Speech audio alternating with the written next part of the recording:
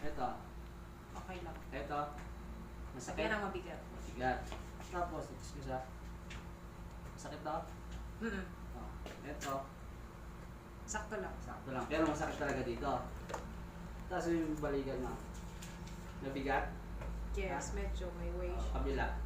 Mas magaan to. Oo, mabigat. Tapos, i-press ko ito po. Gawa mo lang. Okay. Sabihin mo ha. May masakit sa likod. Mm-mm. Saan ganda? Turo mo. Left, left. Ito. Ito. Yeah, left. Ito na, puro left. Ito. Wala. Wala. Ito. Yeah, sa left talaga siya. Okay, relax lang ha. Huwag mong isusunod ang balikat, ilaglag ng ang katawan.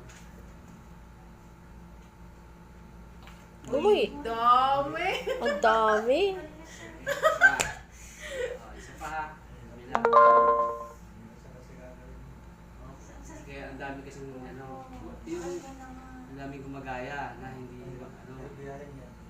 Uy! Oh my God! Parang gusto ni ate. Masakit? Pag tumunog pa naman, nakaka-relax. Masakit? Wala na. Taas mo pareho. May mabigat? Wala na. Yung palang ginawa ko, di ba? Ito madam, naiipit nga yan pag natutulog. Walang ibang dahilan yan. Okay. Iipit mo siya.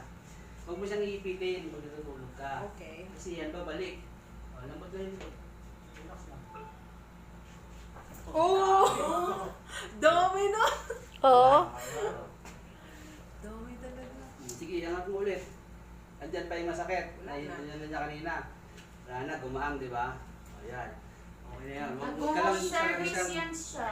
Huwag ka lang talaga mamiipitin. Ah. Di ba